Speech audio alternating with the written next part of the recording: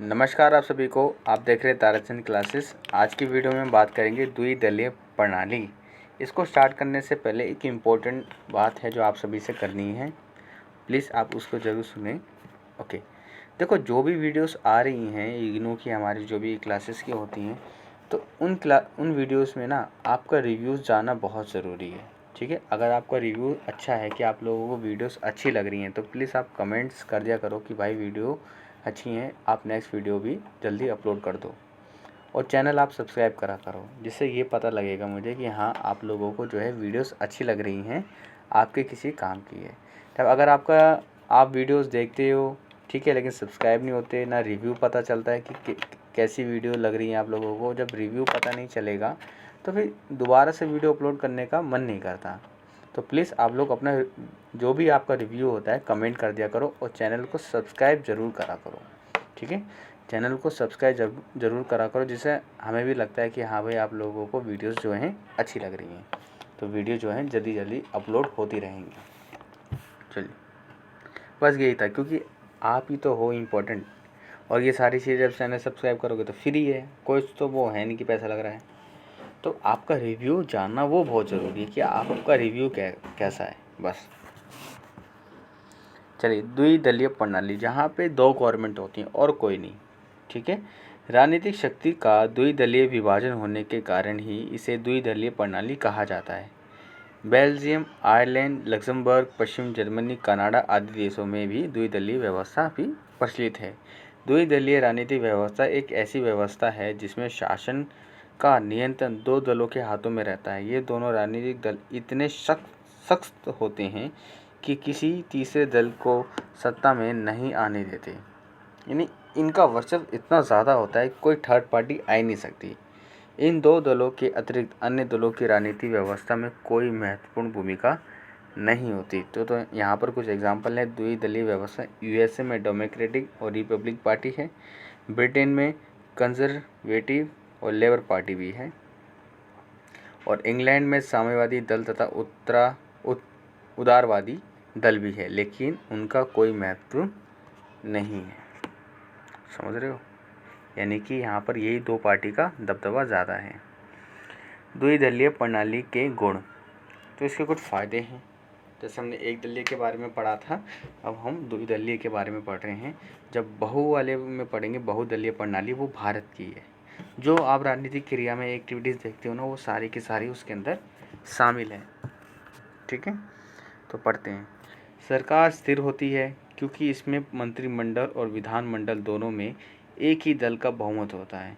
कठोर दलीय अनुशासन के कारण ना तो मंत्रिमंडल के विरुद्ध अविश्वास प्रस्ताव पास किया जा सकता है और ना ही समूह पूर्व चुनाव कराए जा सकते हैं। यानी कि समय से पहले यहाँ चुनाव भी नहीं कराए जा सकते, ना अविश्वास प्रस्ताव लाया जा सकता है, क्योंकि दो ही दल हैं। अगर एक दल जीतेगा तो वो वर्चस्व में होगा। इस व्यवस्था में सरकार अधिक शक्तिशाली होती है, इसी कारण वह अपनी नीति को आसानी से लागू करती है। प्रत्येक बिल सरलता से पास हो जाता है क्योंकि पूरा वर्चस्व उसी का है और कोई विरोधी तो है नहीं, एक ही है। ठीक है, लेकिन जिसकी सरकार है उसका पक्ष ज़्यादा होगा जब तक चुनाव नहीं आते दोबारा। ओके, सारी नीतियाँ, सारी पॉलिसीज़ वो लागू होती रहती हैं। स्थिर स्थायी सरकार होने के कारण दीर्घकालीन योजनाएं लागू की जा सकती हैं। लॉन्ग टर्म जो पॉलिसीज़ होती हैं वो लागू हो जाती हैं इसमें ईजिली, क्योंकि जो भी प्रस्ताव संसद कैबिनेट में आते हैं वो तुरंत के तुरंत पास होते जाते हैं। इसमें सरकार अच्छे या बुरे शासन के लिए पूर्ण रूप से उत्तरदायी ठहराया जा सकता है। किसी और को थोड़ी कह सकते भाई इसकी ड्यूटी नहीं थी, उसकी है, उसका काम नहीं, इसका था। भाई जो सरकार वर्चस्व में है तो पूर्ण रूप से उसी की जिम्मेदारी है पूरी तरीके से। ऐसा नहीं है कि हमारे देश में होता ना बहुत सारी सरकारें हैं, एक ही राज्य में पता नहीं कितनी सरकारों के नेता बैठे घूमते रहते हैं, वो कहते हैं इसकी गलती है, इसकी गलती है, हमारी सरकार थोड़ी उसकी गलती है। लेकिन यहाँ पर क्या है, दो ही गवर्नमेंट हैं, तो एक गवर्नमेंट के लोग होंगे, तो उन जिसकी सरकार है वही पूर्ण रूप से क्या है उत्तरदायी होंगे हर तरीके से, वो किसी और पे ब्लेम नहीं कर सकते।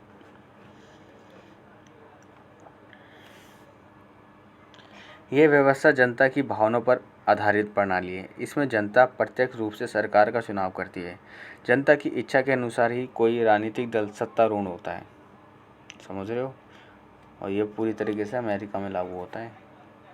बहुदलीय प्रणाली की तरह ही भ्रष्ट तरीके से सरकार बनाने के दोषों से जनता को राजनीतिक शिक्षा भी मिलती है। ये व्यवस्था बहुदलीय व्यवस्था से क्या है, काफ़ी अच्छी है। यहाँ पे भ्रष्ट चीज़ें नहीं हो सकती। ये सारे पॉइंट थे, आपके 7वां पॉइंट आ गया, कोई बात नहीं। इसमें संगठित विरोधी दल होता है जो सरकार की रचनात्मक आलोचना करके सरकार को जनता की इच्छा का ध्यान दिलाता है। यानी कि एक सिस्टमेटिक तरीके से आलोचना होती है। ये नहीं अंधविश्वास पुरानी प्रथा हमको बांटा जा रहा है, ये खतरे में वो खतरे में, मतलब कि बेफालतू की विदाउट कॉमन सेंस वाली बातें यहाँ पे करते हैं बहुदलीय व्यवस्था में, जिसका ना सुर है ना ताल है।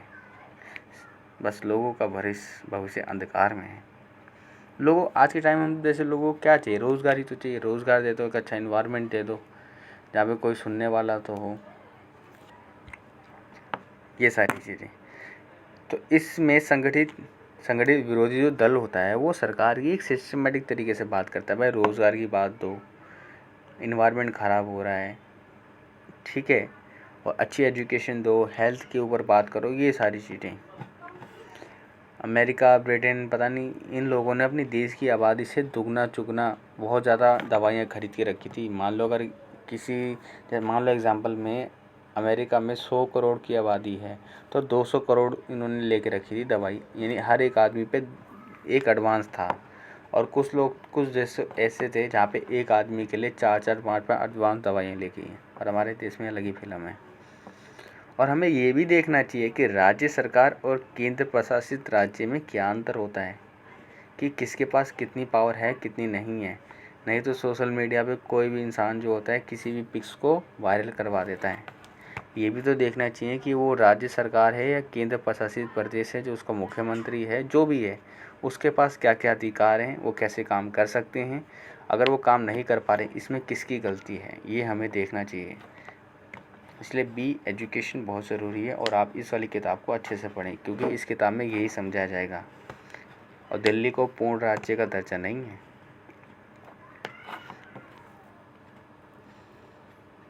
चलिए, तो इसमें क्या है, सरकार जन इच्छा के प्रति जागरूक बनी रहती है।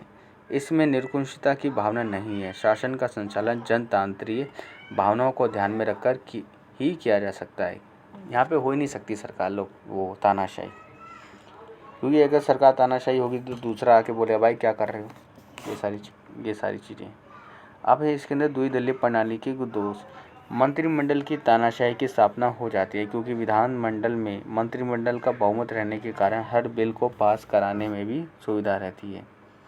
विधानमंडल मंत्रिमंडल के हाथों का खिलौना बनकर रह जाता है, क्योंकि बहुमत के नशे में मंत्रिमंडल विधानमंडल पर हर अनुचित व उचित दबाव डाल सकता है। यानी कि आप अमेरिका में देख सकते हो, प्रेसिडेंट ही सबसे ज़्यादा पावरफुल होता है, वो चाहे जो मर्जी कर सकते हैं।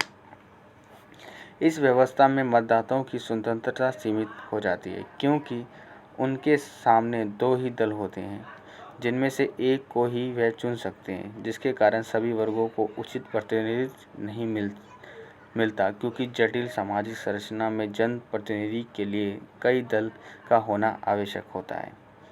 ठीक है, इसमें सारा देश दो परस्पर विरोधी गुटों या विचारधाराओं में बढ़ जाता है, जिसमें राष्ट्रीय एकता को खतरा उत्पन्न हो सकता है, क्योंकि दो को ही प्रतिनिधित्व मिल रहा है, दो ही की विचारधारा सामने आ रही है, बाकी लोगों की कोई इम्पोर्टेंस नहीं होती इसमें।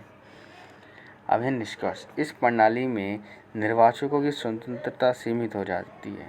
यानी प्रतिनिधि जो होती है उनकी जो फ्रीडम है वो सीमित है। वो दो ही गुट में रह सकते हैं, वो अपना सेपरेट नहीं बना सकते। और संसद की स्थिति मंत्रिमंडल के हाथों में एक खिलौने जैसी हो जाती है। लेकिन फिर भी ये प्रणाली सर्वोत्तम मानी जाती है, यानी कि सबसे अच्छी मानी जाती है। संसदीय व अध्यक्षात्मक सरकारों की सफलता के लिए इसका होना बहुत ही आवश्यक है। स्थिर प्रशासन व उत्तरदायी सरकार के रूप में आज यह प्रणाली अमेरिका और ब्रिटेन में सफलतापूर्वक कार्य कर रही है। अंततः यह प्रणाली बहुत ही महत्वपूर्ण है। ठीक है, आई होप आपको द्विदलीय व्यवस्था भी समझ आ गई होगी अच्छे से। तो अगली क्लास में पढ़ेंगे बहुदलीय प्रणाली। तो अपना रिव्यू ज़रूर कर दिया करें भाई। मिलेंगे आपसे अब नेक्स्ट क्लास में। Okay, bye, see you.